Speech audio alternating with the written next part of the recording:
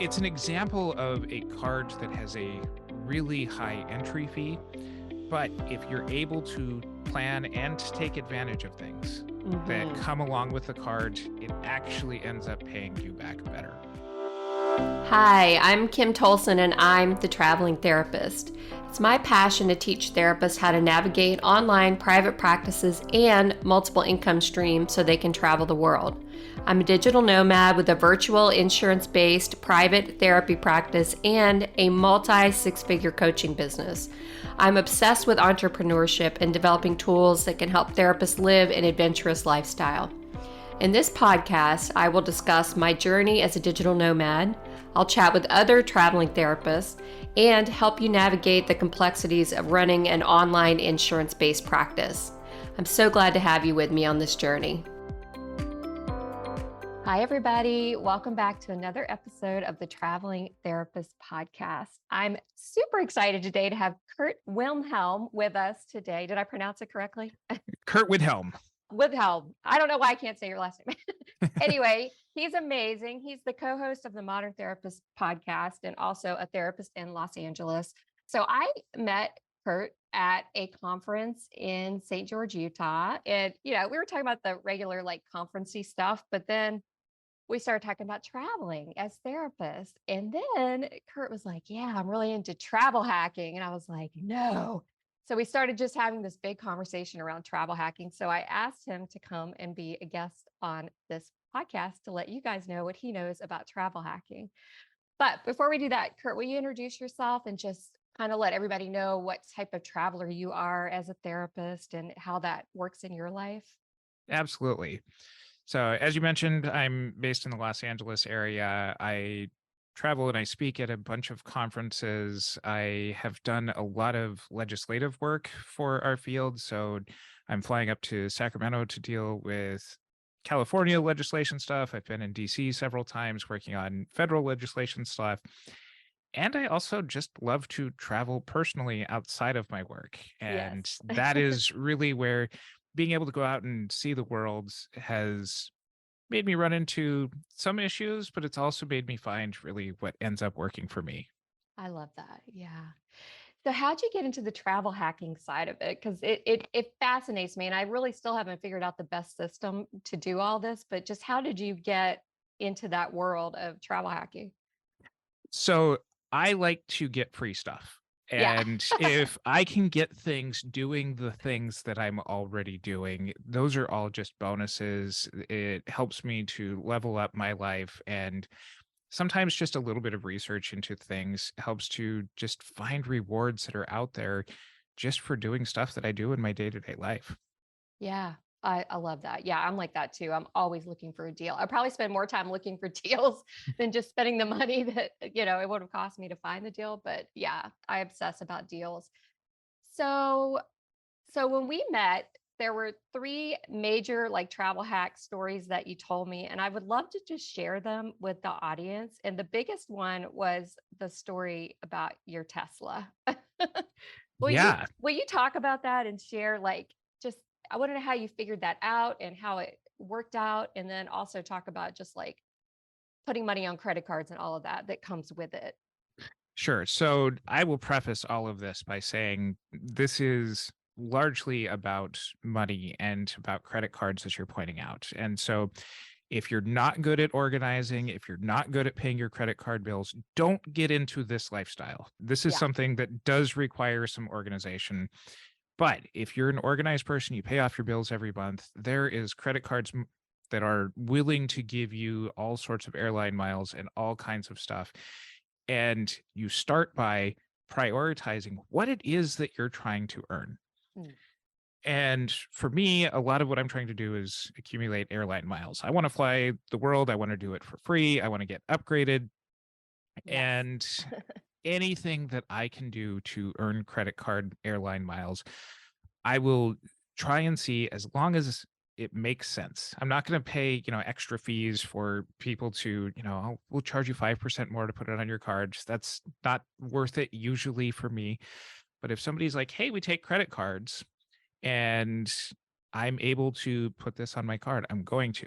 Now, Yeah. what you're talking about is This was not just a Tesla. We bought a Tesla roof for our house. We needed to replace Oh, our roof. Eh, oh, gotcha. Okay. I thought it was literally for a Tesla when you told me that. Okay. No, so this was Interesting. a major, major construction project, and we had to, you know, organize some finance sort of stuff. We needed to get a home equity line of credit in order to do this. The bank gave us the money. And when Tesla came to us and said, all right, you need to make two payments. Mm, The first one is going to be, I don't remember what it was, 70 some thousand dollars. yeah. And Wow. we're like, all right, we could write you a check, but do you take credit cards? And they said, yes, absolutely. And I said, hold on, I probably need to call American Express and I need to let them know that this is a legitimate charge that's coming up. And so I called up the customer service people at American Express and I said, hey, I have the money. Can I put this? It's going to put me beyond my credit card limits. And they said, yeah, sure, go ahead. And so just Wow. with purchase that we were able to do all it at once essentially amounted to a free airline ticket just by making a couple of phone calls. Wow. That is amazing. Oh my gosh. So what credit card was it? I guess they were pretty good with the miles. So this one was my American Express Platinum card. Now, Okay. I have several cards that I carry. I try to maximize the points that I'm able to do. And I chose this one in particular because I needed to hit a minimum spend in order to get another 100,000 bonus points at the same time, which amounts to another free airline ticket just by spending a certain amount of money and a certain amount of time with them. That's amazing. Yeah. Wow. Oh my gosh. Okay. So you put $70,000 on this credit card. They let you do it, even though it was above the limit. And then since you already had the cash from the refinancing and the equity line and all that, you just like paid it right back off, basically. It was basically within the next week. American Express was happy. We were happy. Everybody got what they needed to get out of the situation. That is amazing. I love that story. I never even considered asking if you could just go over your limit on something. I've never made a big purchase like that on a credit card, but I never even thought that they'd say yes. So that's kind of a good tip to know. You would Wow. be surprised just how much just asking. I mean, sometimes you're going to get rejected. Sometimes you're going to get yeses, but especially if you have a little bit longer relationship with some of your credit card providers or reward programs, they're willing to keep loyal people loyal, and sometimes it doesn't hurt to ask. And another pro tip here Yeah. is if you don't get the answer that you want the first time, hang up and call again later, and you might get a different customer service agent who is willing to do something different for you. That's amazing. I also give that tip with people calling the insurance companies. Sometimes you get different answers and you might just want to take the answer they give you. So, yeah. Yeah. Okay, that's a great tip. Okay, so love that story. After you told me that, I was like, "Oh my gosh, I did think it was your car, a Tesla actually that you put on there, but that's a very cool story to hear and that you were able to do that." So the other thing you told me about was your wife, basically, because I guess, I don't know if you're trying to get her into travel hacking or basically just like maximize the results from all these different credit cards. But you had mentioned that you actually figured out how to put a spreadsheet together for her so she could, maximize these cards and use the right cards for the right benefits, right?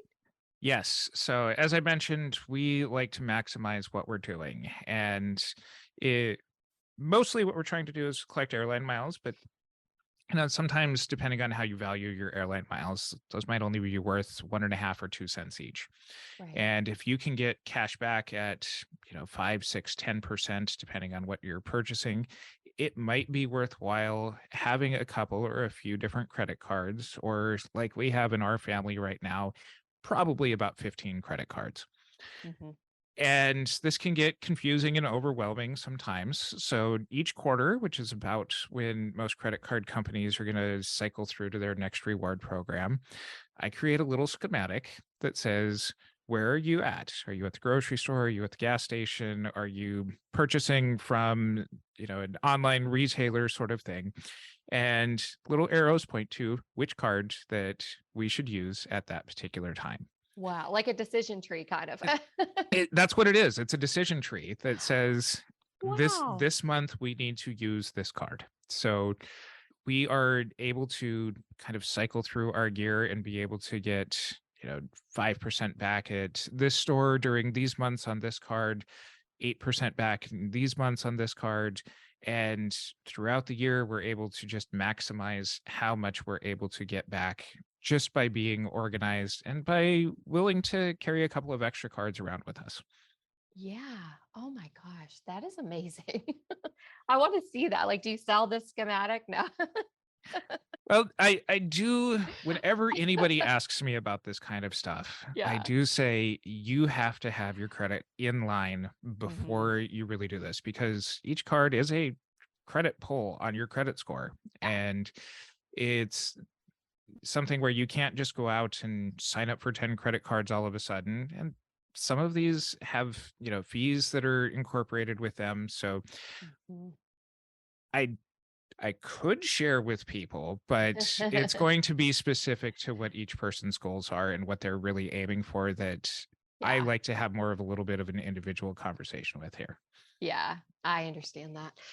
So, so what do you do? Like, because I'll sign up for a credit card, right? And of course, it's like you meet the minimum spend, you get the 100,000 points or whatever it is, and then there isn't much incentive other than like maybe like 2% on groceries or something like that. So, do you have a strategy around? Do you upgrade your card to the next, like to the platinum, if you don't have the platinum level? Like, how do you manage that? Because I mean, I've heard people say, well, cancel that card, but if you cancel the card, then you might not be able to get, back into an American Express for a while or something like that. So I'm just wondering, do you have a strategy around that? My strategies are particular for my point in life. Yeah. My credit score is great, and I'm not looking to make major purchases in the next couple of years. Hmm. So kind of where I'm at, I can afford to cancel some cards from time to time. I can wait a couple of years if American Express or Chase gets upset, that you're taking too many of our cards here. But I'll come back to, have goals with what you're doing. Don't just go and do stuff just to accumulate programs. Like, make sure that you can plan for the next, here's what I want to do in 2 years. Yeah. And, for us right now, we're really trying to accumulate a lot of airline miles on one particular airline. So that way we can take our family of four on a really nice first class vacation around the world. Oh my gosh. Nice. And this has been something that we've coordinated our cards and our plans for a couple of years on this. And once this is done, if that's not the best airline for us to continue to work with, then we'll pick something else and we'll aim for doing it with a different airline. Hmm. Hmm. But don't just go and try to tackle every single thing all at once. Have something specific that you're working towards.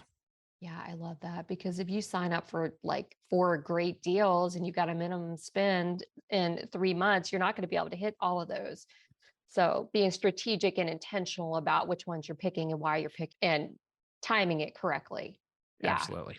Yeah. Yeah. That's so smart. So, like the platinum card, right? I don't know what yours is, but I've seen them, right? It's like $670 a year annual fee, this sort of thing. Right.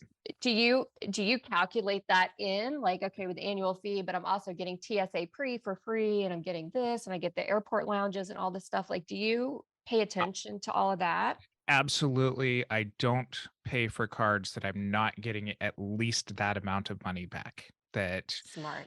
And so you're talking about the American Express Platinum. It is one of my favorite cards just because of the access that it does. You're talking about TSA pre-check, which, each year you can get one of those or global entry. But, Mhm. if you are a solo traveler, that's not worth it necessarily to get year after year, because those things are good for like 5 years at a time. But Right.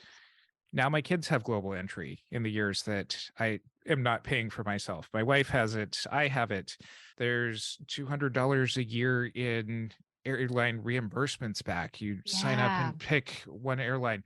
I've been able to call up American Express because I've booked through their travel stuff for some of the hotels that I'm going to and say, hey, I've found this price cheaper someplace else. I provide a little bit of proof they give me that money back. So it's an example of a card that has a really high entry fee. But if you're able to plan and take advantage of things that Hmm. come along with the card, it actually ends up paying you back better. Yeah. Yeah, I love that. That's such a great way to look at it. Yeah, and just paying attention to what the benefits are. Because I don't know. I mean, that's something I get caught up into. It's like, oh, I forgot. That's why I need something like you had, the schematic or a spreadsheet or something to help me keep track of what I can actually do with all these cards. Because I forget. It's like, oh my gosh, that one gives me 5% back on groceries. I should be using that card. Yep. Yep. Absolutely. And paying attention to these annual fees and how it's like coming back to me in these rewards that I could use. Right. Yes. Yeah. Yeah. It's so important. It can get really complicated, but I like what you're saying about just being super intentional about it and having a goal and then making sure the cards you're choosing like really work around those goals. Like the American Express Platinum, it's got a lot of airport stuff like lounges and Oh, Delta, the Delta Sky Lounge and all that stuff that you can get. But if you're never going to fly Delta, you need to pay attention to that stuff. Hey everyone, I wanted to break in here real quick and let you know about a company called Alma.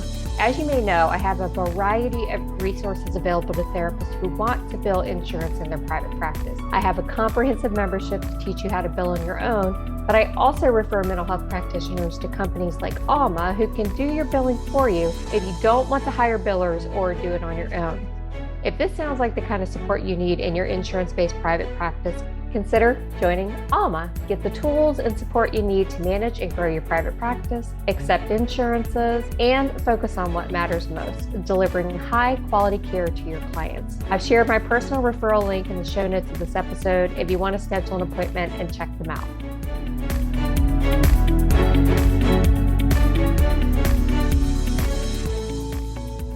absolutely. And it's something where when I go to airports now, sometimes I'll route my flights to places just with the lounges because it's, with pre-check and stuff like that, you're getting through the lines faster. Yeah. You're able to go and get foods and, sometimes some of these lounges have like showers if you're I really on the know. road The for one a I was long in the other time. day. Yeah, I was like, there's a shower in here. And I especially, one of my it wasn't the worst time that I had been stuck, but there was a weather delay one time where I ended up spending about 7 hours in airport delays. And had that been just out in the general airports, it would have been a much different experience. But being able to sit, have some space with my family, that we were able to keep the kids entertained, and it was all already included in the price of just having the card, that it Absolutely. made it just a lot more convenient space to be able to just exist. Yeah. Oh my gosh. I love a lounge. I swear. I love a lounge. I'm always trying to figure out how to get into one for sure. Like I just realized I had Priority Pass on one of my credit cards. Have you ever had that on your credit cards? I haven't. It's free with your credit card, but it allows you entry into a bunch of different lounges all over the world in different airports. So it's just like a benefit of the American Express that I have right now. And I just used it for the first time. And it was kind of a pain because it was the Atlanta airport and there was like a wait to get in. You had to get on a wait list. But I've heard, I've been researching now and there's lots of airports that you just walk right into these lounges and it's included because you have this Priority Pass benefit Wonderful. on the American Express. Yeah. So that was cool to find that out. So something you said when we first started talking, you talked about like upgrades, like flight upgrades, I guess is what Yes. you're referring to, or hotel room upgrades. Yes, absolutely. And these also can fit in with whatever loyalty program that you're in. Now, Okay. loyalty programs usually are free to sign up for. And this is one where, again, have your goals, try to, maximize your points for one area or your room night stays for one chain of hotels. But if you end up staying someplace else, it literally costs you nothing. Maybe a couple of emails show up in your inbox from these places every month or so, but Yeah. it's a really small price to pay to get on their list. Some of the cards that I have automatically push me up to like silver or gold tier of either an airline program or hotel program that comes with things like room upgrades. And it comes with things like gifts every time that you end up showing up at the hotel. And it can be anything, from a bottle of water to sometimes I've gotten things like clothing and stuff like that just for having signed up and having an extra perk out of a card that I'm already using. Yeah. Yeah. I love that. Yeah, I love so I have the Hilton card right now. I'm working on that one, like building up to a higher status, but they do automatically give you gold. Mhm. And I think where were we staying? We were staying at God, the Biltmore in Phoenix, Arizona, and they gave us $50 food credit every single day per person for this Yeah. gold rewards in the restaurants there at the Biltmore. So we were having like these really expensive breakfasts every single day, and it was totally comped because of that credit card. So I love stuff like that. So checking that out too. And again, your goals, if you're going to be staying in a lot of hotels, maybe you want to be building loyalty reward points instead of airline miles with these credit cards. Right. And some of the places, even having signed up for this, you get extra like room night credit or loyalty point credit if you do things like don't have housekeeping come in every single day. Oh, And I didn't know that. so I've managed to be able to find that with the Hilton rewards program and be able to just, hey, it's just me staying in this room on this particular trip. There's a few towels here. I don't particularly need somebody coming in. I can flip the bed cover over myself. Like Yeah, this is just my space. So if they're going to give me points for doing nothing, I will take points for doing nothing. that is awesome. Yeah, good tip. I have not seen that. I'm going to look out for it there now. It's great to know. Yeah. So, okay. What about flight upgrades? Are you ever successful with that? I mean, I guess it depends on your status of your So, credit card. so this one definitely depends on your status. Okay. And over the last couple of years during the pandemic, it was a lot easier than I see a lot more travelers now. I see the airlines in response to that kind of changing their tiers of rewards. Hmm. Delta just made a really big jump in their silver, golds, and platinum sort of stuff. I think silver stayed the same, but the larger ones, it's a lot bigger jump to reach those Yeah. levels now. Mm. And it's something where being on the list, being at least at the whatever tier that you can be on, ends up helping move you just a little bit closer to the front of the line, a little bit closer to the front of the plane. They Hmm. tend to really like the people who are loyal to their programs. And if one of the ways that you can do that is, once again, get credit for things that you're already spending money on, Yeah. then my upgrades to first class have not been like the most glamorous of flights, but I have been upgraded to first class on You things have? like flights I from never have. flights from Sacramento to LA that are like an Oh, hour and a nice. half, flights from like Baltimore to Atlanta that are, pretty short flights. Most airlines though are largely booking very full planes to start with, but it does happen. And once Yeah. again, it never hurts to ask. And the worst that you're going to be told is no, as long as you're polite about it. Right, right. So when you say ask, are you talking like the ticket counter when you first get to the airport, or once you get back to your gate, like talking to the people that are back there, sort of getting ready to put you on your flight? Usually at the gate is where I have the most Okay. success. That sometimes at the ticket counter, they're just a little bit further removed, but you never know when somebody's not making it to the gate on time. If they've got a list of people who have just been politely there to ask, then they'll pull you aside. And it's just being able to politely get the attention of the right people. Yeah, I like that. We need a script for that. No. Okay, those are great tips. And the last story you told me was just it was kind of anecdotal, but you were telling me how sometimes when you're traveling late at night and you need to hit a hotel room, there's a little money saving thing that you do. So I'd love if you would tell everybody about that. So, especially during the pandemic, I was doing a lot of driving back and forth across the country. My family had gone back to Montana and just living with some extended family to help out with our kids. And I had to make several trips back to LA for some business related stuff, some maintenance sort of stuff down here. And so I found myself driving up and down the interstate on my own quite a Oh bit. gosh. And Yeah. what I would do is I didn't want to sit in LA traffic leaving LA. So oftentimes I would leave after traffic ended on like a Friday night. I might not leave LA until like 7, 8, 9 o'clock at night. And Mm-hmm. with no particular destination in mind, just knowing like, all right, eventually I've got to end up in Montana. And there's going to be at least one hotel room stay along the way.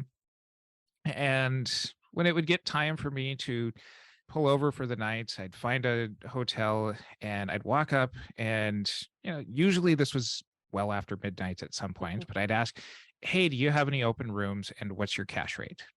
Oh, what's your cash rate? Okay. And at that point in the night, savvy hotel managers are like, "This is a unicorn that just freaking walked into."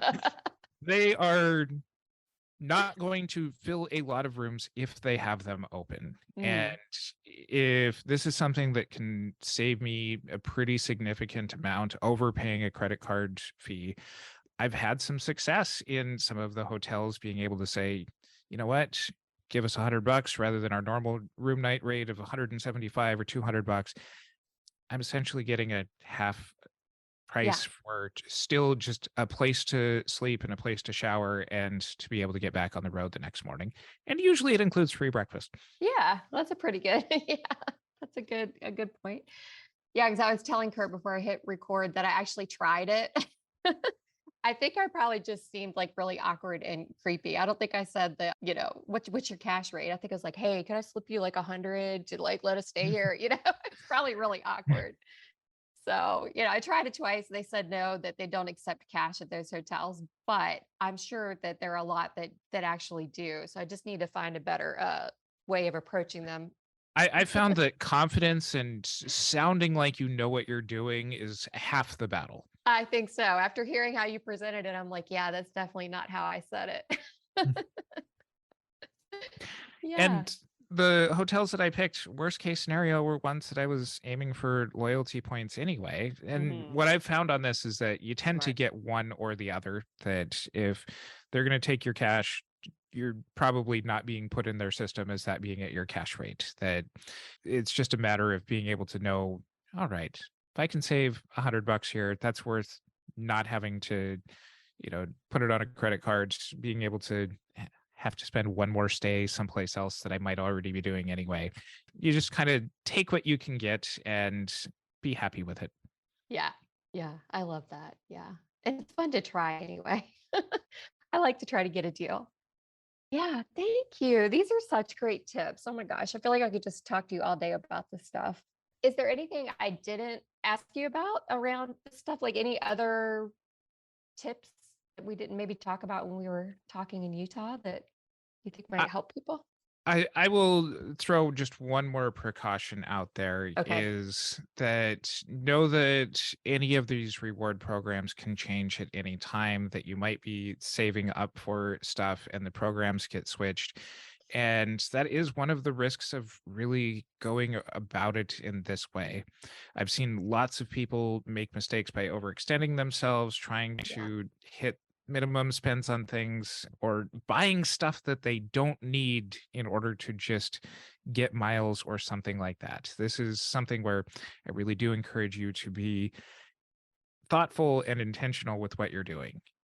Yeah. And super responsible. Yeah. If you can't pay it off, don't run it up because it's just the interest rates and it's just not worth it to do something like that. Absolutely. And my very last tip Yeah. is, if you're doing this as a business person, which I assume most of your audience is, Yeah. you should be having a separate business card for your expenses than your personal stuff. But most of the loyalty programs, and especially with credit cards, will have a business version of a card and a personal version of a card. Hmm. So in my wallet, I've got a Delta business card and I've got a Delta personal card. And depending on what I'm purchasing, all of those miles are still going to the same account.